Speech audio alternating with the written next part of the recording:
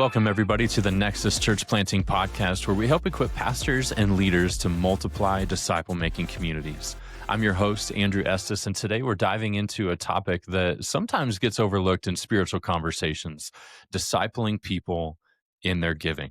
We'll talk about challenges pastors face when it comes to money, from personal debt as to the fear of preaching on the topic of money, and how casting clear vision can unlock sacrificial generosity in your church. I'm really looking forward to today's conversation with my good friend, Drew Depler. And Drew is a seasoned pastor, a capital campaign strategist, and now is part of the team at Christian Financial Resources, a partner of Nexus, where he helps churches unlock generosity through vision. With years of ministry experience and a heart for the church, Drew brings wisdom around stewardship, donor development, and generosity. Drew, so thankful to have you with us today, man. Yeah, thanks, man. Thanks for the invite. It's great to be with you. Always love chatting with you, Andrew.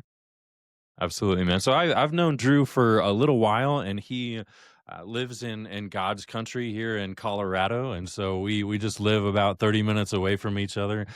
He's down in Longmont, Colorado, as I live up in Loveland, Colorado, and so we don't get to see each other as often as we'd like, but usually at a lot of church events and different things. And CFR has been a significant partner for our crew at Nexus for many years, many years. And we're so grateful for all you guys do. But Drew, for those that are unfamiliar with who you are, and then eventually leading into what CFR is, I'd love to just get a little bit of a backstory of some of your stories, some of your path in ministry, and kind of what you're doing today. Sure. Yeah, that's great. My path is kind of a crazy one, really. Everybody's got a unique story, but my grandfather was a pastor. My dad was a pastor. Both of them were church planners. And after growing up in the church, I was pretty sure I didn't want to be a pastor. So I seen enough. And so I decided I would actually pursue a business degree. And so I started up in Greeley in Colorado here and did my first year of a business program on a great scholarship. Was not my best year in life. I didn't make any life-altering decisions, but I made some poor decisions. And just through a series of events, God kind of got a hold of my heart in a different way. And I knew I needed Christian community in a much stronger sense than I had. And so at that point then, I transferred. I was a transfer student to Milligan University, at that time Milligan College in Johnson City, Tennessee, which is a Christian liberal arts education. And I'm super thankful for the community that provided, the growth. And so I continued to pursue business, but I loved still taking all of the electives around theology and Bible. And so it's crazy. If I would have just declared it, I could have had a second major in Bible. I never did, but I took every elective class with all the Bible professors and loved it and learned, but graduated with a business degree. I had a minor in computer science. And so I started working in technology. I worked in Boulder, Colorado for Boulder County. I did county government for about 10 years. I was the assistant CIO there, and was able just to help people. I love technology, but what I love is helping people. And so God continued to work in that all the while.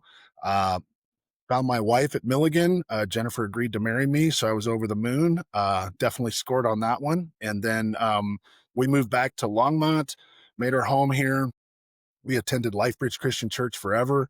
It was my home church, and that was amazing just to grow and develop there. I had the chance to serve in lots of different ways, in lots of different ministries, whether it would be students or young adults or young marrieds, teaching, all sorts of things. And they had invited me to be an elder at a very young age, which I thought was maybe reckless on their part.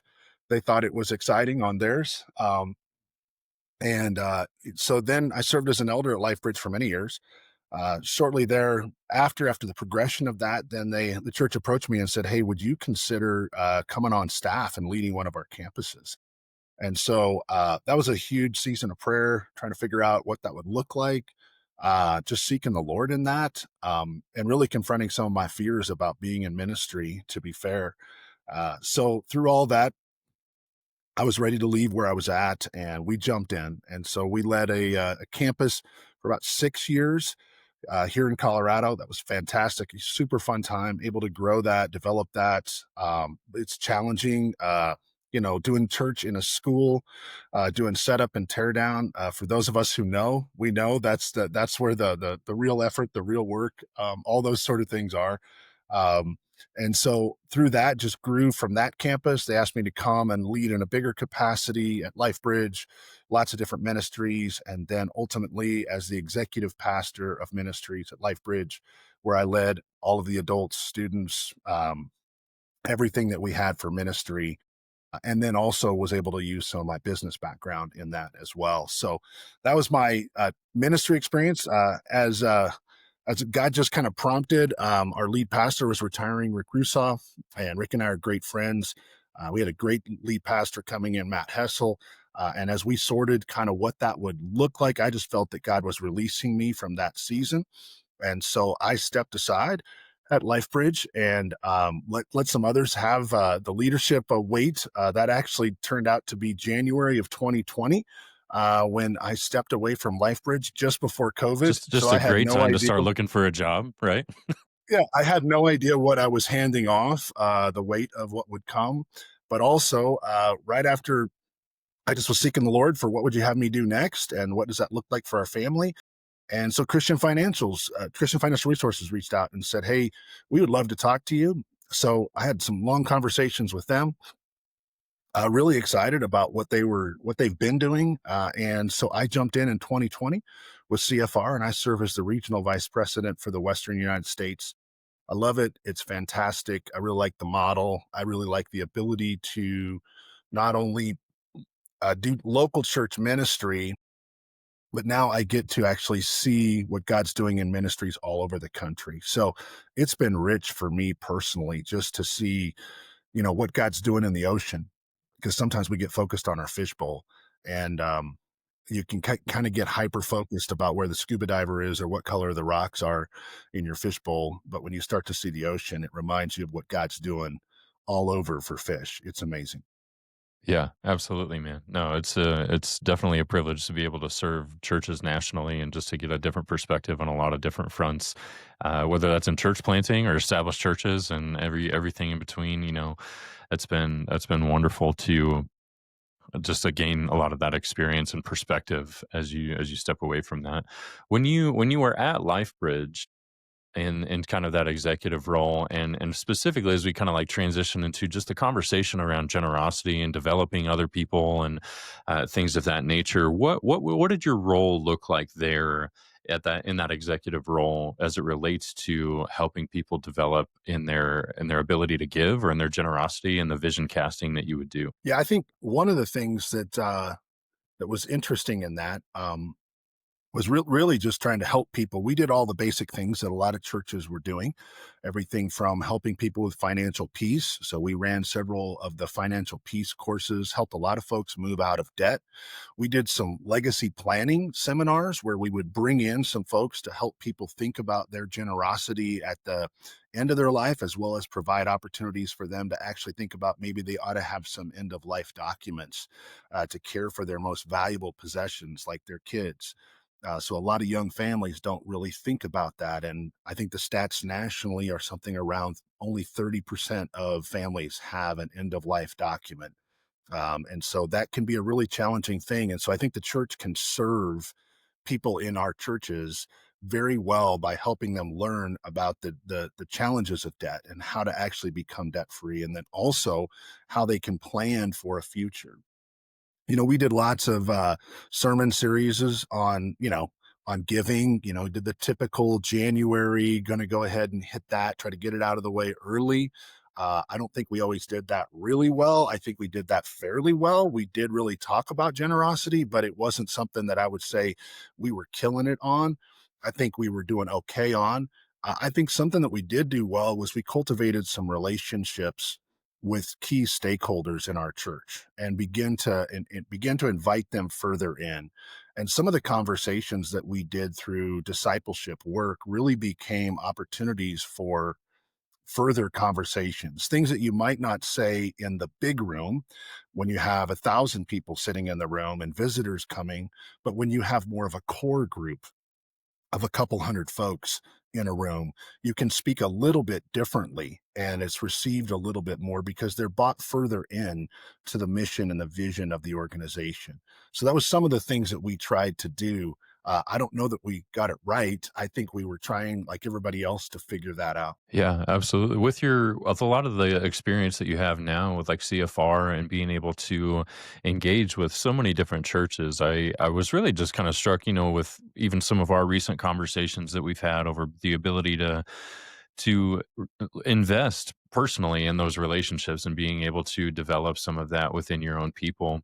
But then I even had a conversation more recently with another friend of mine who's a pastor in Florida who hasn't talked about giving in years, and then kind of contrast that with church planters who are just desperate for any and all dollars possible. We've lost all shame in asking anybody for anything, and you're just like, okay, just tone it down just a little bit.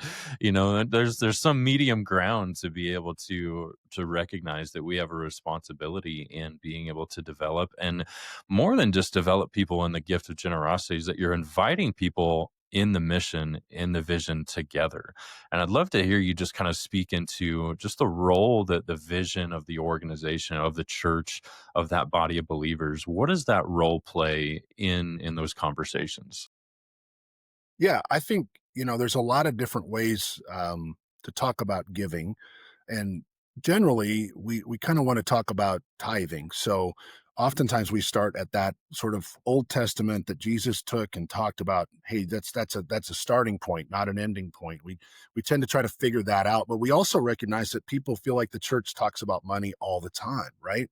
And so I think that's the connection that really is important is the vision and the mission of the church versus just the needs. So people do give to needs and there are legitimate needs. We need to pay the electric bill and we need to have a facility to meet in. But for the most part, our hearts don't get engaged with needs. Our hearts get engaged with vision. And so I think when we think about the idea of not just giving, we can have a giving series, but when we talk about stewardship, what it means and our framework for that. Really, what we're talking about, and you and I have talked about this previously, but is discipleship. And the church has really grown, I would say, in the last 15 to 20 years with more of a focus on discipleship. So we still are doing evangelism. And that was something that, we were really good at of evangelizing. And even as church planners, we want to evangelize. We want new people to come to know Christ. That's absolutely there. But we can't leave them kind of wet after the baptistry and not begin to walk with them and disciple them. So there's that idea of they're unbelievers that become believers, but they need to become followers and then disciplers. And so, where in that do we begin to say that part of that is the vision and mission is that others would know? Then that changes everything. And so, I kind of like CFR, we have things we say about that. But if God owns everything, which most Christians would say, yes, God does own everything. He's the Alpha, He's the Omega, He's the beginning and the end. He's the, the creator of all. He owns a cattle on 1,000 hills, right? Um, well, that sort of mindset, then God owns everything. It's all God's. So then I have to bring that into my own world. And whether that's at our church or whether that's in my own finances in my own life, I drive an F 150. God owns that F 150. I actually have the title for it, but it's God's. And so everything is God's. My marriage is God's. My kids are God's, all those sort of things. And so then when I start to really become a steward of what God has entrusted to me to manage, then that's a much different picture than just saying give a portion. So maybe I told you this already, but when my kids were little, I did one of those banks, it's a little plastic bank you could get and it had three little things. There was a church building attached to a bank, attached to like a shopping store. And it was like the fun store over here and the bank looked real serious and the church looked kind of traditional. But I would give my kids their dimes. Give their allowance in dimes. And so when they first started getting allowance, they got 10 dimes. I got a whole dollar for their allowance, right? And that was for me to teach them to put one dime in the church and one dime in the bank and 8 dimes they could decide and their other spending little shopping thing they could spend whatever. Well, it was funny with my son because like he's got 10 dimes, right? So he puts one in, does it, but he's got 8 dimes. Do you know what he uses his 8 dimes for? Is to go buy like gummy snacks, like loads and loads of gummy snacks with red dye and sugar and Sour Patch Kids and all the other. He doesn't need that stuff. He doesn't need that at all. And my son has a great heart for the Lord, for ministry, for mission. He got that early, and it was great to see. But I didn't teach him that all 10 dimes were God's, and he could put those 10 dimes wherever he wanted to put them. Those 10 dimes weren't some sort of written in that this is how he should do it and go spend this much on sugar and candy and all that stuff. I needed to teach better. And so I've since revisited with my kids in their adult, like, hey, it's all God's.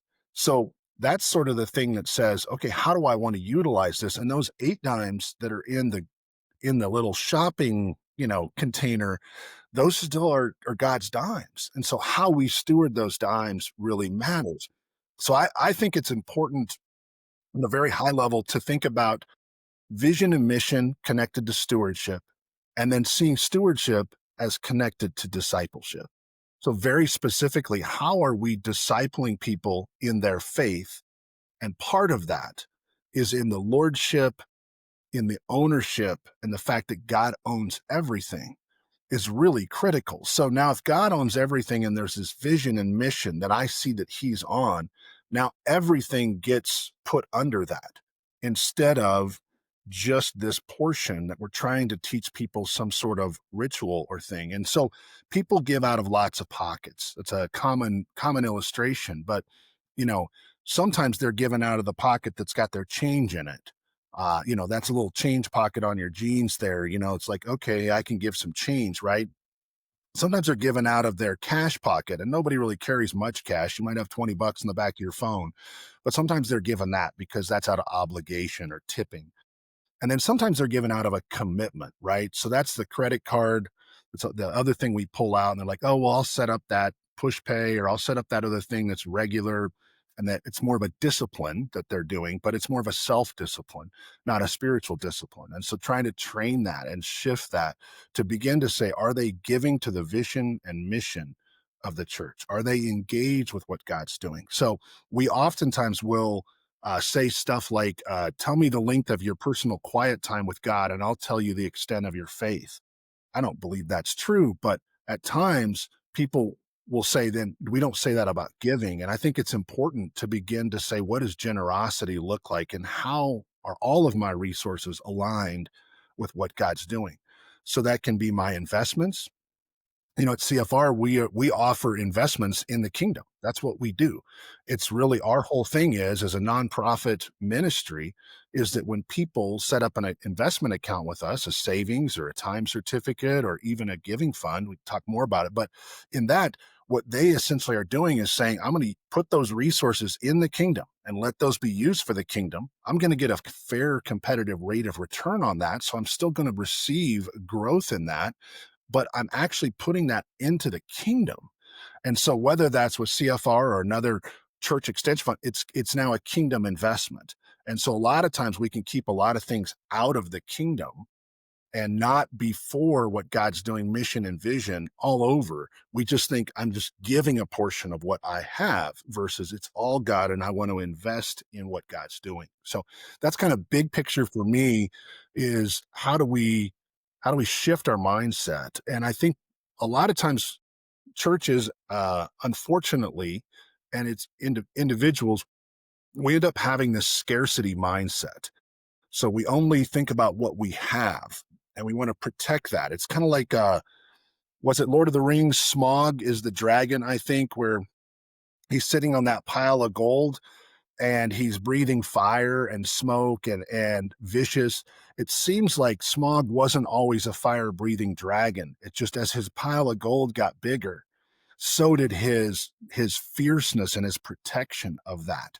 And so he thought it was his gold, right? So I think for us, the big picture is that not a scarcity mindset that we have to just keep amassing, but an abundance mindset that says, if everything's God's, then God will determine where those resources go. And I don't need to fear. I don't need to have anxiety. I just need to be a part of what God's doing. Yeah. Yeah, no, that's good. I remember being on staff at a church and just living in this tension of just some of the lack of vision and being able to, hear sometimes from the stage where it's just like, yeah, we need to make budget so that we can, pay for our mortgage, or, keep the lights on, or, if we wanted to add like a turn lane off the road into our parking lot, like that would be on us. And you're just like, it could not be less inspiring to be able to add dollars to the plate, but being able to share stories, to really have a God-sized dream of like, what are we ultimately doing and why is it so important? Why do we have to keep the lights on? What happens when the lights are on in our facility? And being able to go through that level of deep connection to why we're asking people to be a part of our mission and our vision is so crucial. There's so many different tensions and so many different fears around how to give, what to know, how to talk about giving, shying away from talking about giving. Can you address just some of the fears that pastors often have, and maybe that just leave them trapped in why they don't actually discuss giving very much? Yeah, I think backing up just a little bit on it is, I think for pastors, a lot of times, we have a scarcity mindset. And so we're just trying to, we don't have two nickels to rub together, as they say, right? So we're not just rolling in the funds. We often feel that pressure in our own homes, in our own lives, right? And so we feel this pressure of finances. And we don't live in a sense of freedom around money. We tend to live in a sense of fear around money. And I think that's the first thing. The next thing I think is, for a lot of pastors, the challenge to talk about giving is because they either feel like their giving is insignificant, or they don't feel like they have credibility around financial things. And that's really hard to get up and to ask people to go somewhere that you've not gone. And so you feel this internal sense of maybe shame about where your giving is at or what you're not able to do. You feel this, maybe a sense of guilt. And it's really hard to speak to this idea that God owns everything. And we've got this great vision. But I think for a lot of church planners, we were recently together at a Nexus event. And for a lot of folks, they've put everything on the line, right? To be a pastor, if they can step back and say, yes, I've tried to put everything on the line. This is all God's. And if they can really understand and begin to say, yes, I've been willing to sacrifice and I'm trusting in God in this. There's a lot of faith in there. There really is. When we step into ministry in that way, there's a lot of faith that God will guide that, provide that, will endure that, the legacy of that will be worthy, that we will be faithful. But I think at the end of that, for a lot of pastors to get up and speak about it, they feel like sometimes they lack a sense of credibility. And so that's a hard thing a lot of times for many people to get up and say, okay, what am I challenging people to? Second thing is, a lot of times they feel like they're speaking to people that maybe have different income levels. And do they have a sophistication around that?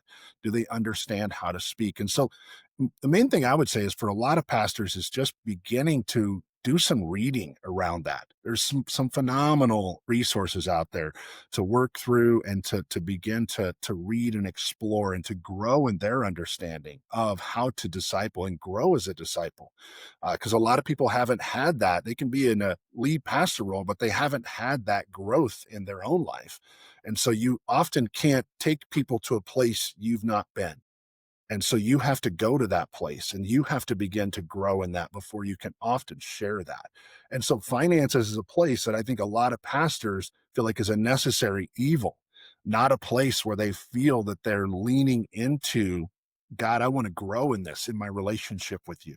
God, I want to have a better understanding, and I want to take our church, our community further in this so that they understand. And so that's kind of starts with a person having an individual vision for how they are going to be fully sold out for Christ, right? How they are going to be living into that, and their resources will be the Lord's, and they'll sort that out. And so I think that's a personal thing first, Andrew, for pastors to go through, for them and their family.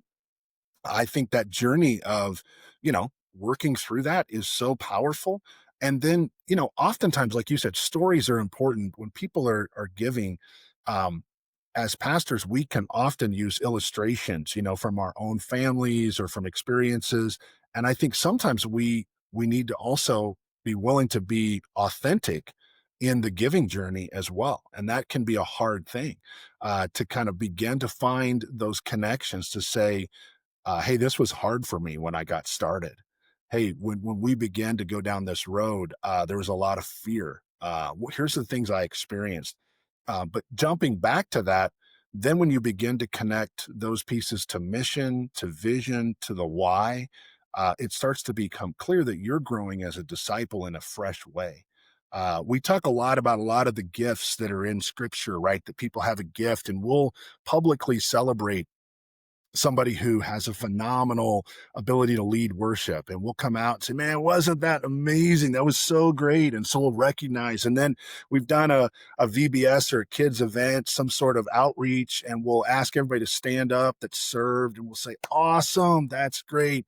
But we are really uncomfortable with saying if you're somebody who is bought into the vision and mission and financially partnered here in this community, would you stand up and let's just thank those people that have the gift of generosity? Like we struggle with how to talk about that. We struggle with how to do that. And so, churches are beginning, I see in a lot of places, to figure out how to gather some of their key generous folks, people who have that gift, and bring them together and still celebrate. Maybe we don't have to do that in the Sunday morning service in that way, but a way where we actually acknowledge and celebrate people who are growing in their faith through their giving, and that we encourage them and share with them what the vision is, what some of the next steps are. And so churches are doing vision nights where they invite people to come and hear about the vision, where they can talk more about the resources needed to make that vision happen.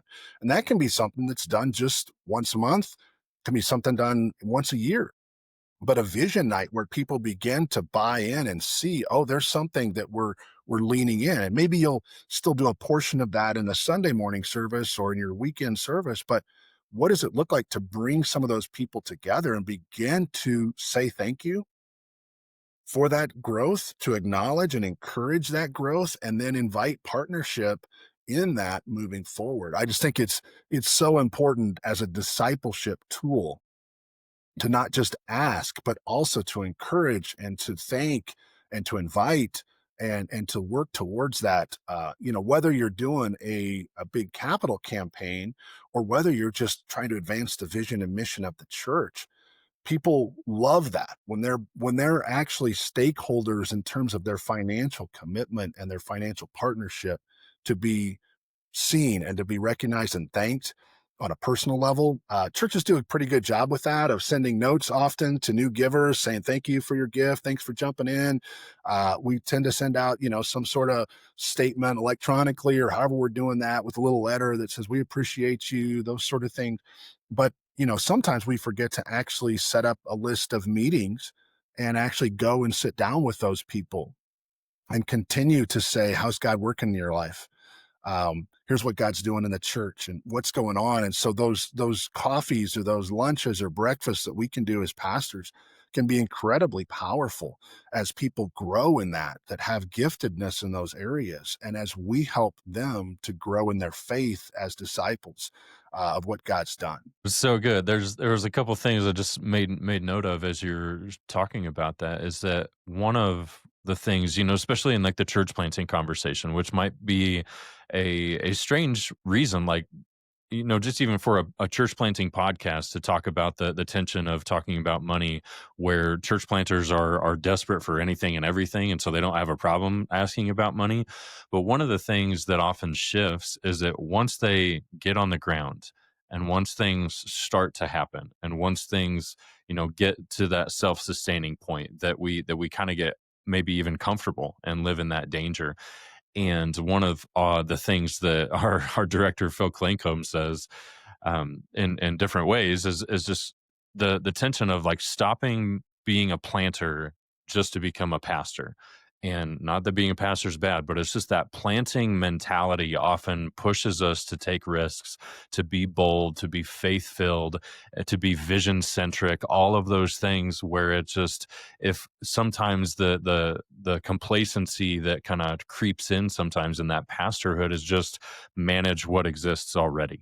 And we miss some of that risk taking, some of that bold visionary aspects of that. And so there's often that tension for planters that have been on the ground for a while. Things start to get comfortable, and then we maybe get complacent when it comes to talking about stewardship and starting to do some of that thing. Some remembered one of our church planters in Oklahoma went and did like a whole second round of fundraising nationally with a friends, family, other churches to be able to do like a capital campaign in that way, because they knew that locally they didn't have enough people to do that. So they were able to go back out and do a second round of fundraising and was very successful in that, so that they could move into start building a building and grow. And that was just a phenomenal story. I love that story. The other thing that you kind of mentioned was some of the idea about, I want to say, just it's almost as overcoming shame, where when we're talking about topics that we don't feel like we're experts in, or we're talking about topics where maybe other people in the room are way better than us, whether that's in our prayer life, whether that's in evangelism, whether that's in like missions, whether that's in giving or being able to create wealth in any number of ways. That was one of those things that I think that a lot of pastors maybe struggle with. And obviously there's the debt piece where local pastors are, we don't get into ministry to make a ton of money. Maybe some people did, but most church planters probably did not, and just struggling through the tension of like living paycheck to paycheck. And so how do I get up and talk to these people?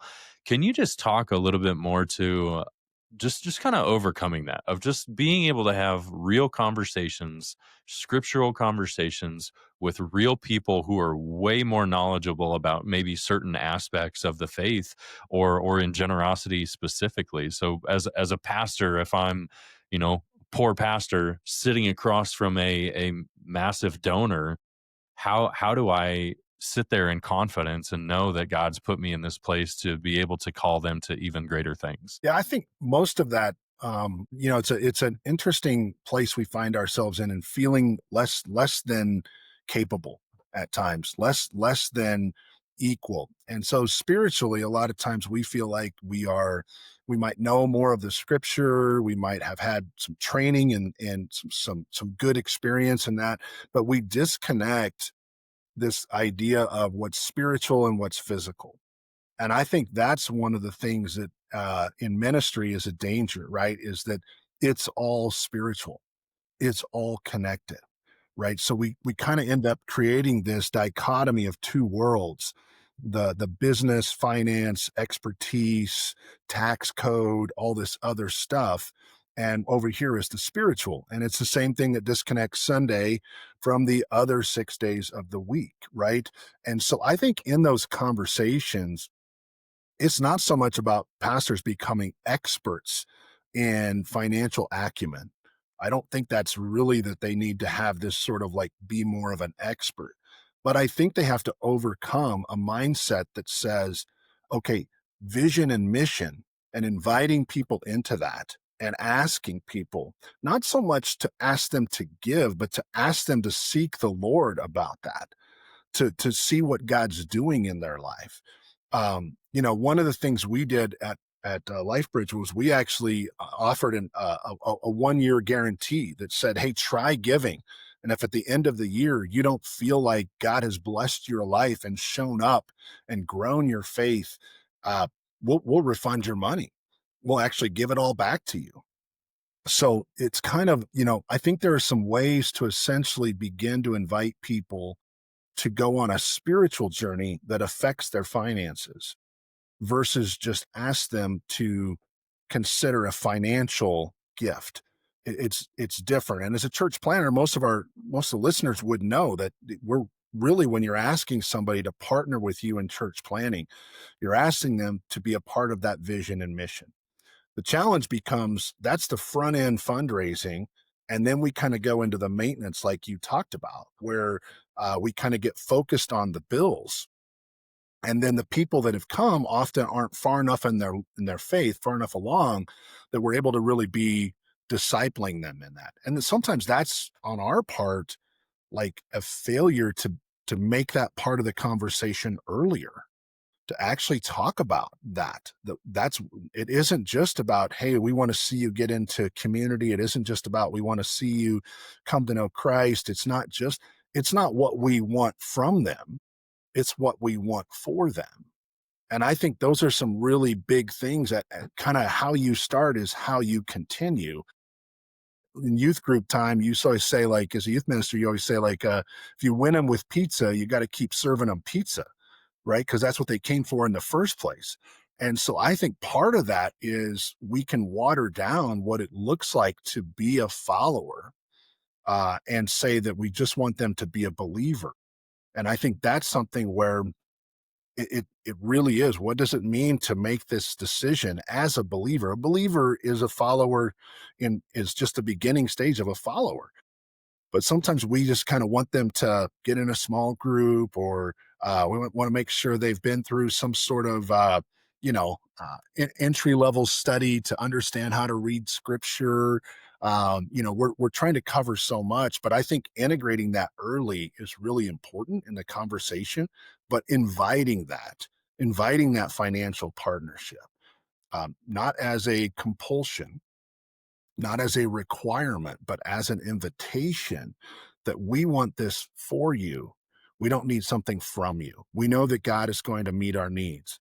And yet, I don't want you to miss out on an opportunity to see how God can do that in your own life, like He's done in mine.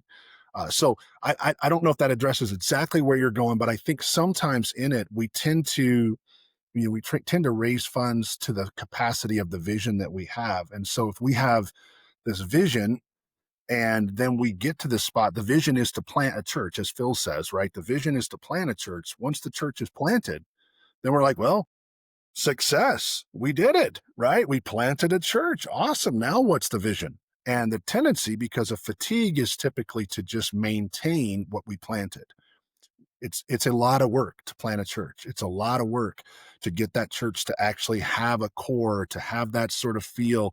I see this with churches where we help provide loans, and churches get into their building and they become complacent. They begin to just try to manage that versus minister through that. And so, yes, a turn lane isn't just a turn lane into the facility that cost $250,000 to get the turn lane in. A turn lane is going to result in 100 to 200 more people coming to our church because they can actually get in from that direction of our community now, that was a challenge for them and required them this circuitous path to come to our facility. And now we're going to reach the west side like we've reached the east side because we've done that. And that's our vision. Our vision is not a turn lane. Our vision is to reach the west side and to grow in that, and to see more people come to know and come to trust God with all of their resources, not just their life, but with everything that He's given them. So those are some things I tend to see as we do that. And I think really it comes down to authenticity and credibility. My encouragement for a lot of pastors is just begin to lean in, take a few steps.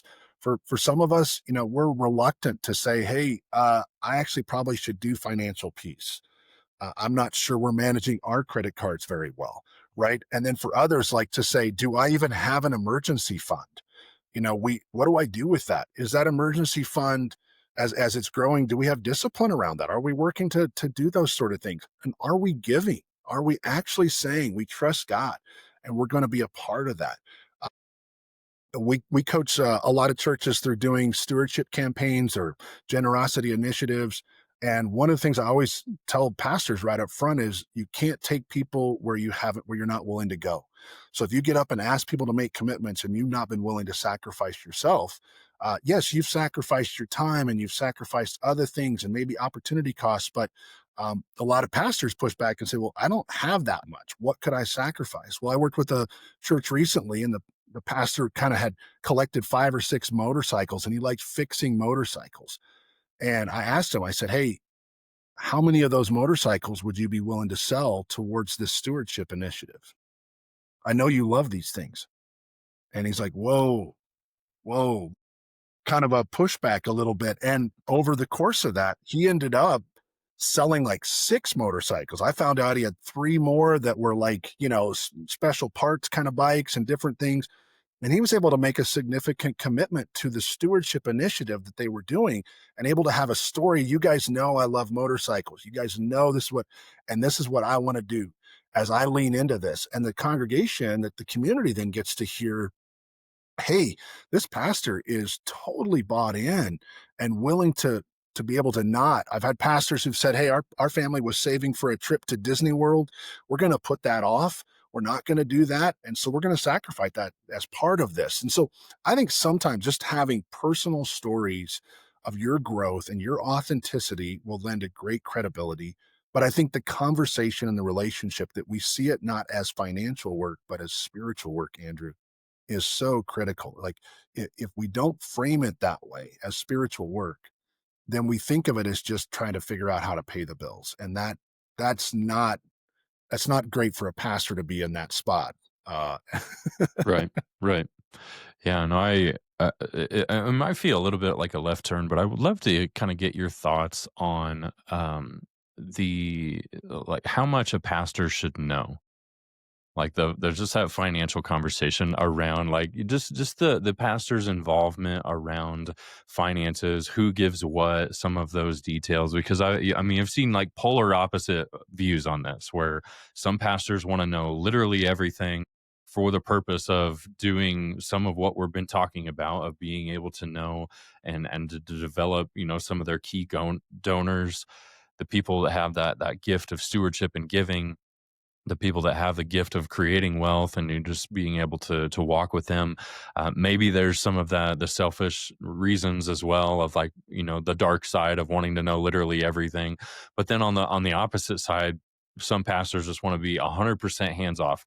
I don't want to know literally anything. I don't want to treat anybody differently. I don't want people to think that I know this or that for any reason, and that they could bend my ear any differently than anybody else in the church. Like, could you just kind of talk to just some of that tension, and maybe where you land personally, or if there's kind of a happy medium between some of the two? I think, most pastors would love to know how much their congregation is praying. Most pastors would love to know, and they often do know, how often their congregation is attending. Most pastors would love to know, so many aspects of the spiritual life of their church, right? And finances can be a danger, but I do think that we tend to, what I encounter is most of the folks that I talk to have I don't want to know, I'm going to be as hands off as I can be. Um, that's more common than rarely have I come across a pastor that says, I know how much every single person gives. Right. So in church planting up front, you have, if you have good structure like Nexus offers and others, where you have a management team, you can see stuff, you can know how you're doing financially, but you don't always know who is doing what financially. I tend to think it's important to know, in a established church, I think it's important to know who are your partners. And I think that's, as you establish a church, knowing who your partners are is really important. Who's partnered with what you're doing in real dollars. I'm always careful, because I think there is a point where it could become manipulative. It could become a different situation to say, I know that Andrew gives this amount versus I know that Drew doesn't give this amount, right? Like, it could be that I'll take a lunch with Andrew differently than I'll take a lunch with Drew when there's something going on in their life. And I think pastors are smart to be aware of that, right? I think that's a good quality. But I think we sometimes take a good quality of trying to love people, and we then use it as an excuse to not know our community, to not understand what God's doing. We're happy to create people who are a prayer team around people who just love to pray, but we're reluctant to create a generosity team around people who just love to give. Right? That even sounds hard. Like, oh, well, you're part of the generosity team, right? So there's this weird thing. Typically, what I see is healthy balance for that is for pastors essentially to know who are the top givers. So sometimes that can be in a larger church, that can be, hey, what's our top 100 list? And I know that they're in the top 100. I don't know how much they give in that top 100. And they might have a bookkeeper or whatever that finance director that's managing that sort of stuff that can kind of keep that from becoming too much. But they know that they are a stakeholder. And that's a term I use a lot. They know that they're a stakeholder, someone who is actually holding up the tent and is holding that stake in a position and is bought in. That kind of helps you know in the old language what's the difference between the community and the core, right? In the circles, when you're thinking about that, you've got a congregation, you've got a community, but what's the core? And those are people that are bought in, that are growing, and those are financial leaders. They might also be spiritual leaders. Hopefully, that's equal. But it's a place that I think is healthy. So generally, I always encourage churches to pay attention. For it might be for a smaller church of a couple hundred that you might have 20 people on that list that are core, and you know that those are the 20 top givers. You have to figure out what that is. I don't think you need to know what each one of them gives.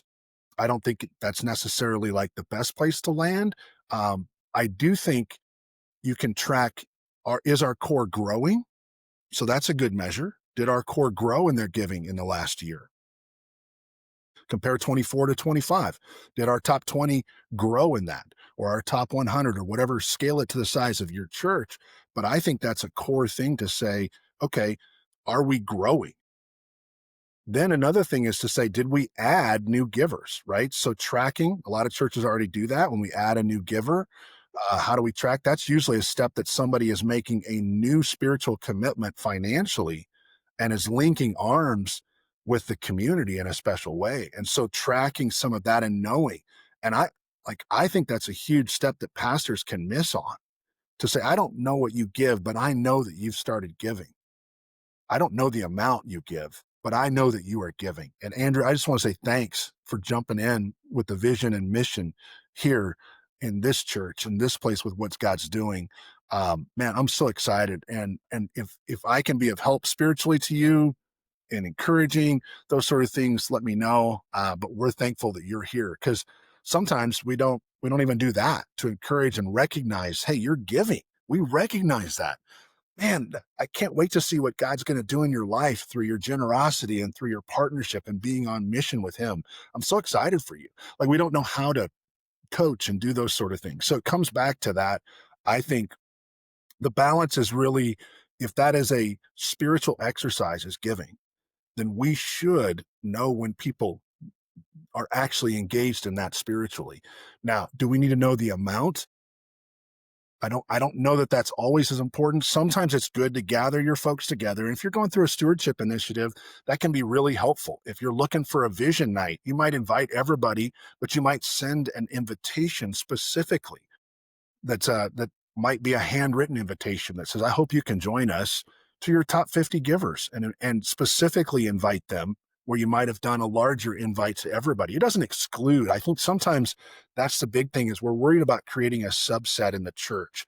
And I think that's not, you can be delicate, you can be careful, you can be fully about character and integrity when you do that, without avoiding just a conversation and just hoping that it happens. That kind of becomes an ignoring thing that we just hope gets better, versus an active thing that we lean in spiritually into and invite.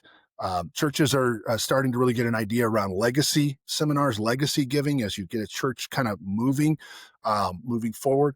Okay, well, there's people that have resources, and they're not going to need those resources when they get promoted to heaven. And so what can they do with those resources? And something for them to consider is how they might actually might bless a place that has blessed them, how they might be a part of the legacy that they've been a part of, in actually leaving gifts that could be catalytic, not just for, hey, we want to buy better coffee, which all churches do need better coffee, but that's a whole nother thing. As a coffee drinker here, but I think at the end of the day, it's for the vision. And so if you have a sense of vision of where God's leading the church, and as people are thinking, hey, I got this inheritance and I don't need all this inheritance, what should I do with it? if people are thinking, hey, I have some resources, and if I should expire quicker than that, I'd love for this chunk of what my resources look like to go to fund this place that is filling me, blessing me, is essential to my life. Why Yeah. wouldn't I want to? And so having those conversations, when pastors go through this, I just had a pastor share about what he was doing in front of a room full of 100 people about what he and his wife were doing with their estate at the end of their life, and how they were going to split that. A third would go to one child, a third would go to the other child, and a third was going to go to the church.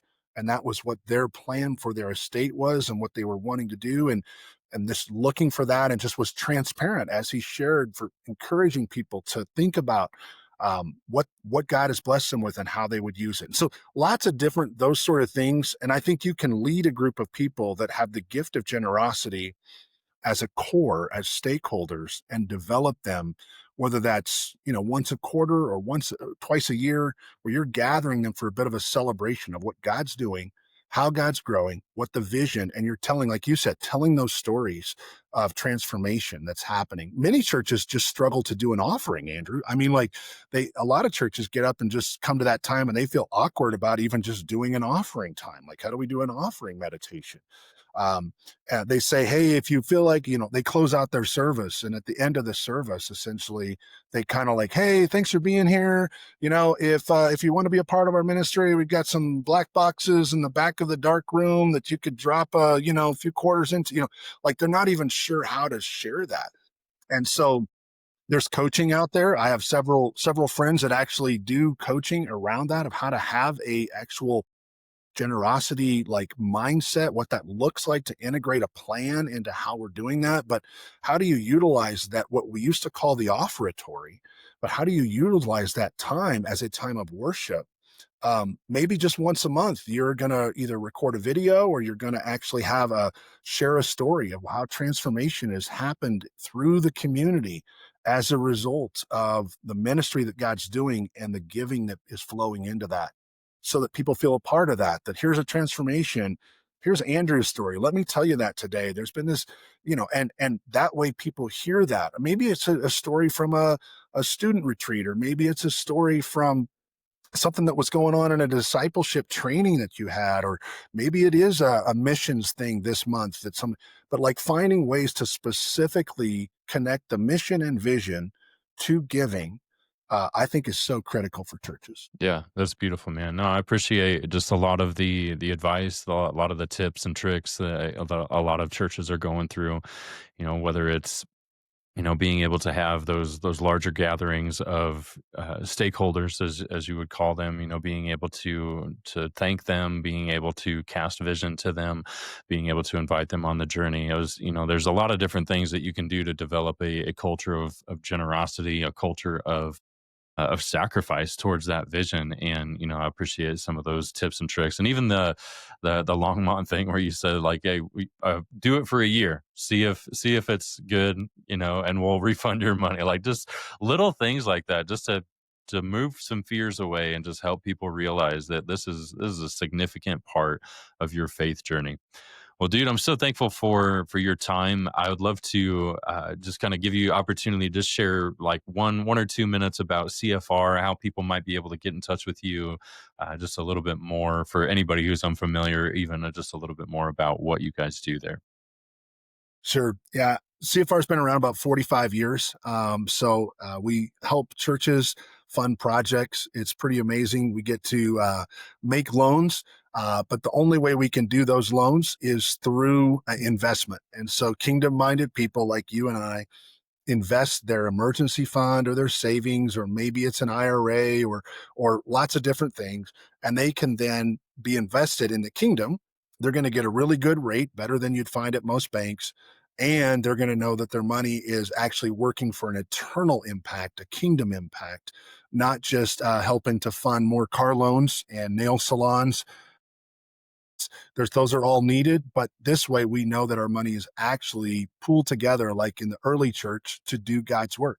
And so we, at this point now, have been able to loan out more than $1.5 billion in 45 years. We've loaned out $1.5 billion We currently have about 900 million in assets under management. We've got thousands of church loans. We've got thousands and thousands of partners that are investors with us. It's beautiful. So that's a big aspect of what we do, both loans and investments. We also help people with their giving. We've created something called a giving fund, which is a donor advised fund in a nonprofit capacity with no fees. It allows people to streamline their giving, open one of those for as little as $1,000, kind of make it consistent so you can set reoccurring gifts. And then ultimately we help churches with campaigns, so vision initiatives and also legacy consulting. So if they're looking at doing some legacy giving and want to bring that in, we can help. But they can get a hold of me easily. I'm just Drew at cfrministry.org is my email. You can find us on the website at cfrministry.org. It's good stuff, man. Drew, thank you so much for your time, man. So good to be able to talk with you about this.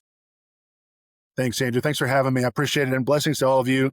Just prayers as you continue to be faithful in what you do. I just pray that God would meet you where you are and would pull you and compel you further and farther than you thought you could go. Awesome. Appreciate you, bro. Thanks.